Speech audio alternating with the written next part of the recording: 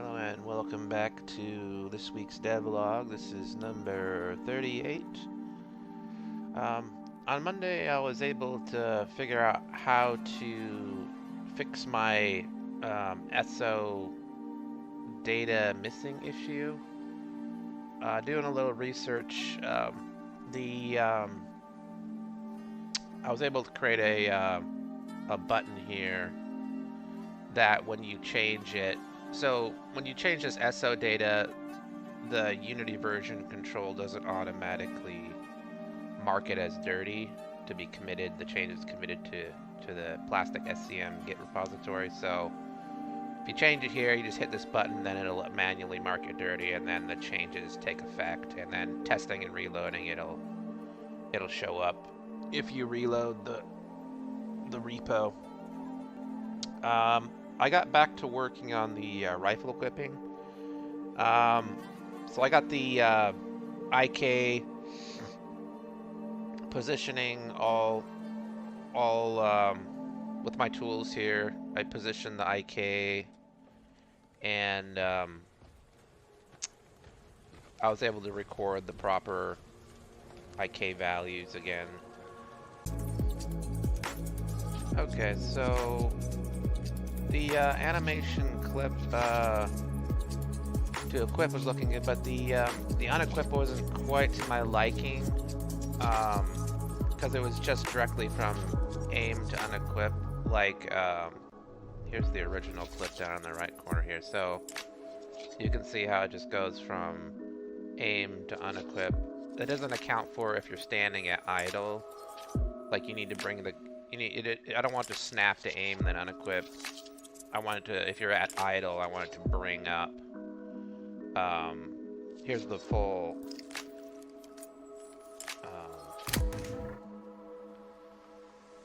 It'll bring up the weapon to aim and then unequip. So I need to get that part of the animation. And I really didn't have any, because this is the one provided. So I needed to do some animation clip editing, make my, like a composition. And what I needed to do was take the original clip where he equips, and then there's part of the animation where he lowers the gun down to idle.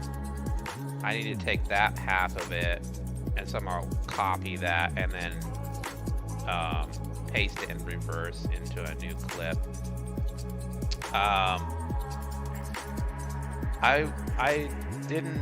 Well, first off, I was working with the animator, or the animation, and I discovered Unity's limited animation convenience features. So if you have like a huge list, like selecting a big column of animation keyframes, it's really a pain in the butt. Like, especially if you're doing it a lot, you have to scroll down, shift select, scroll down, shift select. I mean, it just, you know, there's got to be a better way. There's no convenience tools. So I went with AI, and I did a little work in the UI, or the editor. You can make your own window and functions and buttons and all that. So I decided to, you know, figure out a way.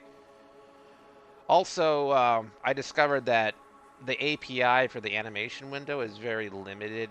Unity doesn't allow you to access, you know, like where your header marker is or anything like that. So I kind of had to hack it. So what you can do is you can set like an event marker, and from that event marker you can read the actual time and then say, okay, from this event marker to this event marker, select all the keyframes in between and store them in memory. And from there you can do different things, like write them to a new clip. I wasn't actually able to write the keyframes to a new clip. For some reason, when I wrote them, these actual rows didn't match, and playing the animation, it would just be totally messed up. It wouldn't work at all. So what I ended up doing was just pasting the lowering of the gun part of the clip into a new clip, and in the animator having a different state that would transition to. So it's like two states, and I had to get I had to get a little complicated with the actual transition variables, whether or not, you know, it's walking or equipping. There's a lot of different conditions in the state machine to make sure it's playing the right animation at the right time. So I pasted this new clip in here. It's basically just from idle down, but if you, I couldn't even run an algorithm to actually reverse the keyframes in place of that new clip to make it reverse. It just wouldn't work out. So I just simply, in the animator, have the clip and I'm running it at negative speed to effectively reverse it.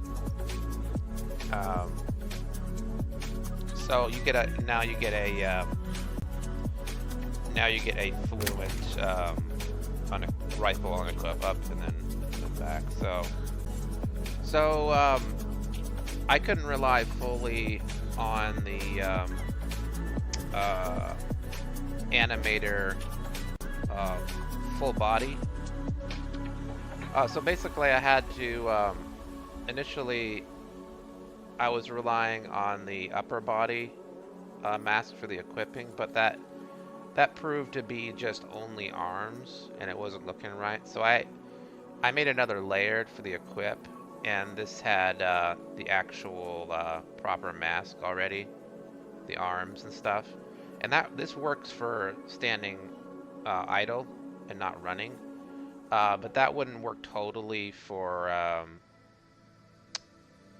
actually running. So I had to determine in the code at a certain input magnitude when you're running whether or not to use this upper body mask, or I had to parity in the animator basically the same thing, like with equip, and basically in the transitions say, okay, if you're actually greater than input magnitude, use this, pretty much the same thing but with a different mask.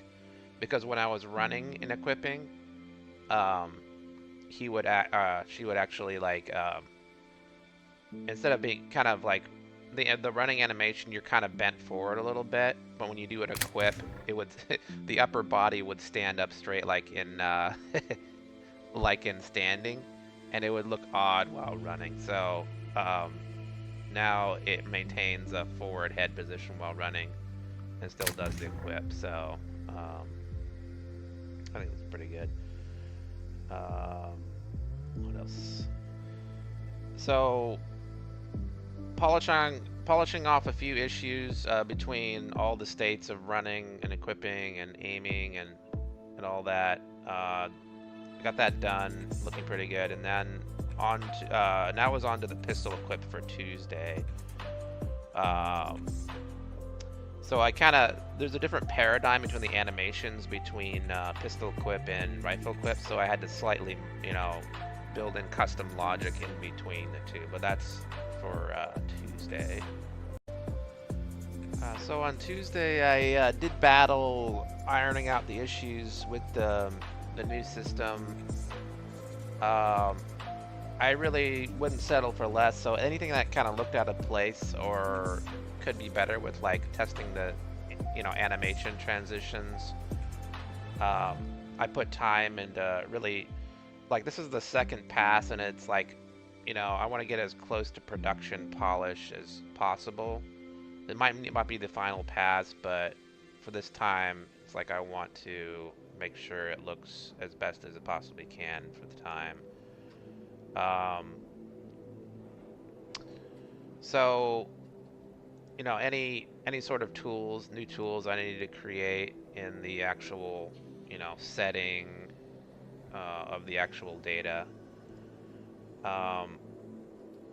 I kind of had, for the animation controller, I kind of had the same issue where, like, I changed something and I'd come back to the project and then all of a sudden my, you know, I lost work. Like, what happened to this? Where did my work go? It's the same thing as the SO data. So I created another little helper to kind of you know, save the animator controller, just mark it as dirty so it'll actually pick up the changes once you changed it that way. So after those fixes, I haven't had any lost work since then. So that fixes it.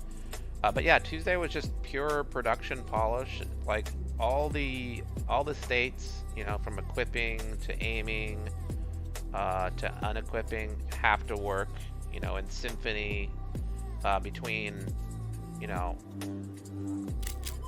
equipping and running, transition to running and not running. It was interesting for the pistol because it's a little bit different. Where, and I'll discuss this. But by the end of the day, I had it looking pretty good. So what are the challenges, the differences between the pistol and the rifle? I had previously moved the attach points that are located on the spine, so that the hands do pick up some of the movement of the idle animation, and that works for the rifle. But I had a little issue where I need to pick up the individual hand movements when you're transitioning to running. Like, I want to use, and my solution at the time was to pretty much, when you transition to running, turn off the weight IK, so it's pretty much using the full animation, and just adjust the pistol location, alert that pistol location so it looks right in the hand, but you're not really using IK and running, and that worked well enough for this case. So I had to build a little bit of logic for that situation. Otherwise, when I would run, it would just be holding the gun as it would in the idle position. That would not, and you wouldn't be able to have the arm moving back and forth like this on running. So there's a little bit of a case for this, but that solution wouldn't fix the overall situation that I would face later.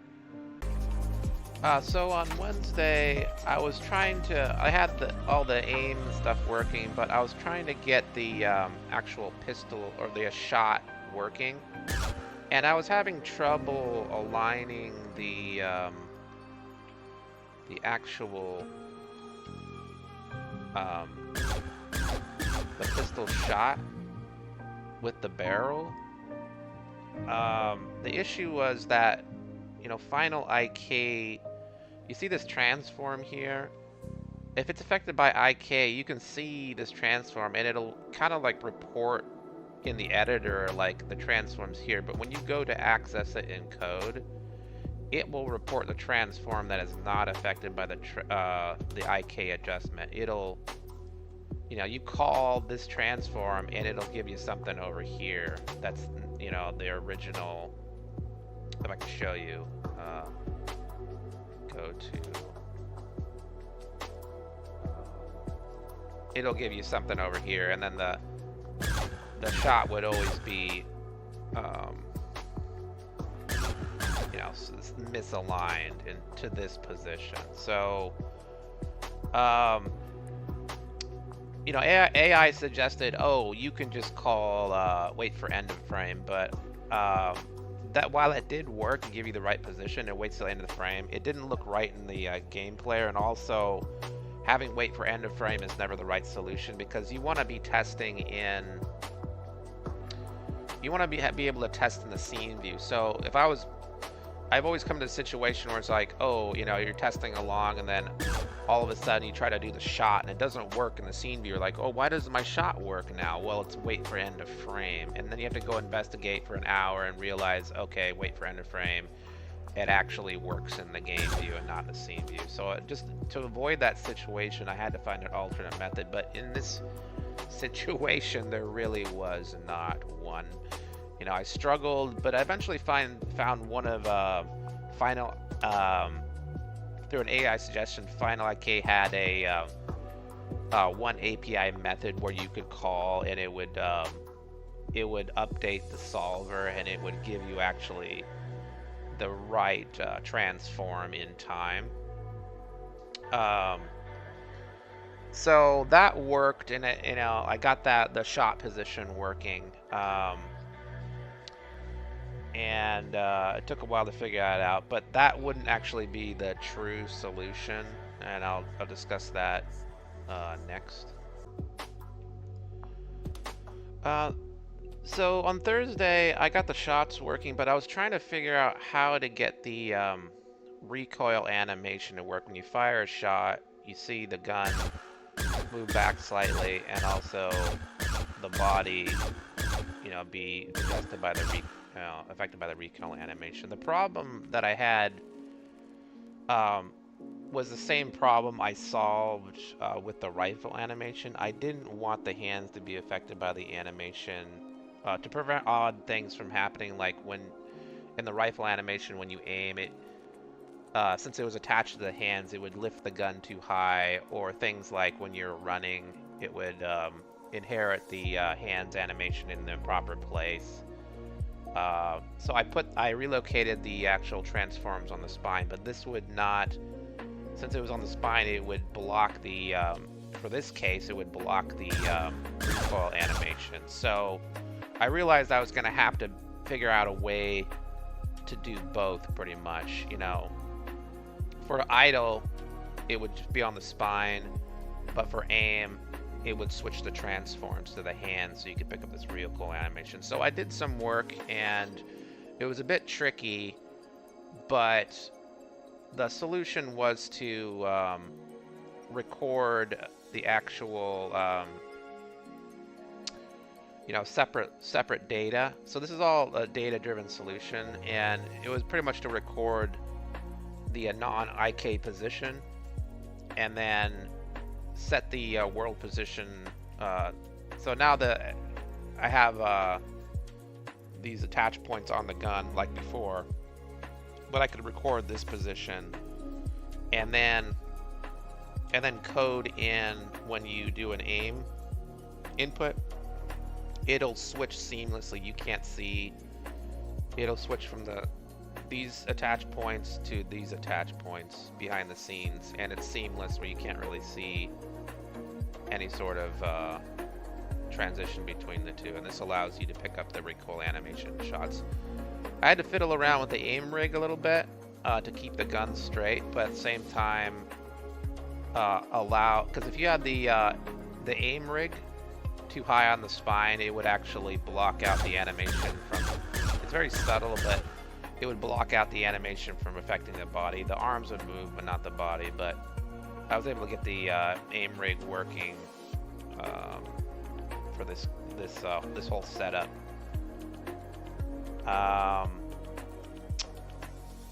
But I got all that working, but for some reason it wasn't the aim rig, but another problem appeared when I would shoot. The actual IK would glitch out. It would actually shift the weapon, right. And I figured out that was happening from my previous day's fix. Well, in order to get the right bullet position, I would call the solver and say update, and that would actually cause the final IK position shift one frame, and it wouldn't look right. So I had to kind of go back to the drawing board and be like, okay, how do I get this damn transform? And I tried, a lot of testing, a lot of this and that, just beating my head against the wall. I ended the day, totally defeated. No matter what I tried, I could not get the right transform for the where the projectile should spawn from. Final IK was playing games. You'd see this one position on the screen, but it would always report the no matter what I did, like, it would always give me back the actual non-IK transform position, it was maddening. So there was no AI easy solution, and the documents and online support, there was just really no answer. There's no API that you could call. So in a radical, step, I decided to scrap I was like, let's just not scrap, but let's just save the branch, and let's branch, and let's try moving to an all animation rigging solution, because I have animation rigging for the aim control. If I had the whole thing on animation rigging, it might be more unified. Maybe Final IK isn't really worth using at all. And AI, sometimes it just tells you what you want to hear. It's really like kind of a prediction mirror, just confirming, what you're telling it. I see this sometimes. That's basically its way of saying, I don't really know. It's like, yeah, that's a good idea. You should pivot to doing this. It might be better than Final IK. So that's kind of what I did on Friday. I spent the first couple hours, I branched, saved my work. I branched, and I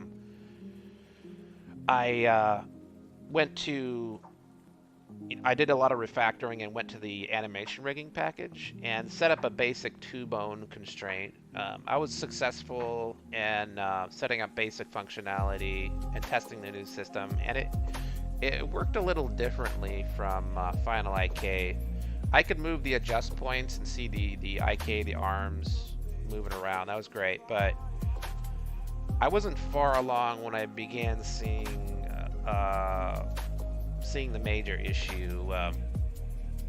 So first off, moving this new system, all my animations would have to be,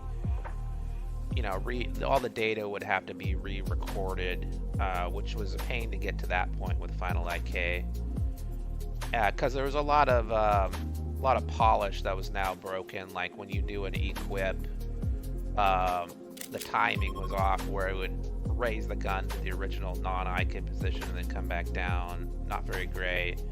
But the second and most important issue was that the animation rigging package is simpler, and I had it. You see how the gun kind of moves with the idle animation, and it inherits the animation rigging, just like the aim control.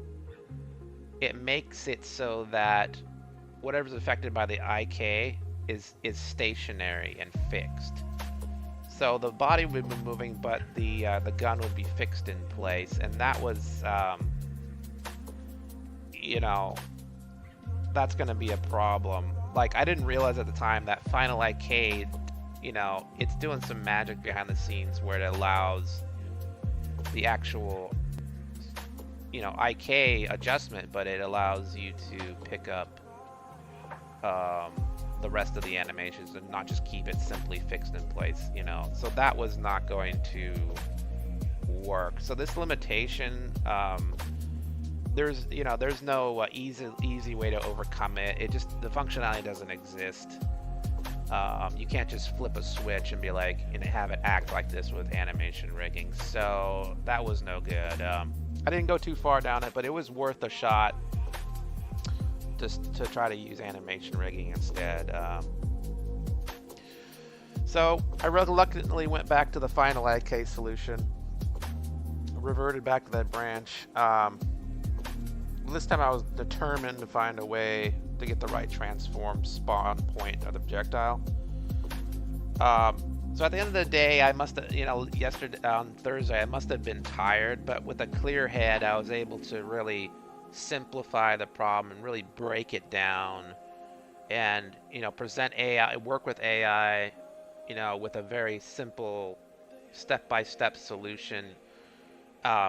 And kind of the idea was to use math offsets, kind of like how I did in order to get the between the aiming, switching the position from the these transforms to the hand transforms. It was kind of in the same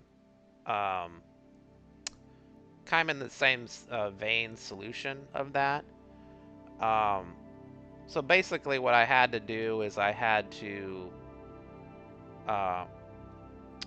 to record whatever this position is, and then I had to record whatever this position is, and between those two positions is a difference of vectors, right? It's like math, and you get that difference, but it's not just the difference of space between those two points. It's also the rotation. And one of the problems I was facing before is like you can't just, once you recorded these 2 points, you can't just say, okay, add this point to this point, because the problem is you're recording it in a vector in context of the actual axes. You know, the case of like, okay, it'll work for when you're, you know, if you're exactly pointing in the direction you recorded at, but what if you're rotated this way? It won't add the right way. But with AI's help, it was able to give me a method called translate that would actually move to a position in respect to the original object's rotation orientation context. And that was the key to actually solving this problem. So I could record these 2 positions, and on a instead of relying on the actual transform that's affected by IK, which would always give me the wrong position, I would calculate my own world position that would exactly match, you know, the correct muzzle position in world space, and I would use that on each shot fired in order to spawn the bullet, and that did the, you know, that would now place the projectile in the proper location and direction. So the lesson is, you know, in the face of defeat, just keep trying, and a new day and a fresh mind will open up new paths. You might end the day like, you know, just, you know, spinning your circles, totally defeated, beating your head against the wall. But if you pivot and then maybe come back to the problem again, you'll come up, or go take a walk, you'll come up with a new idea and say, maybe I can try this, let's try that, you know, you come up with some new ideas. So I finished the day by getting the projectile. For some reason, I had to fix the renderer because the actual projectile lights were off. Like this flash and distortion wasn't working, but I got that all fixed up by investigating a little bit. And that is pretty much the end of the week. Nothing more to say. So more stuff next week. Things like fixing the stealth and also redoing the cover, because the cover has different IK positions. Just more to do next week, but that's all there is for this week, and we'll speak to you next time. Thanks.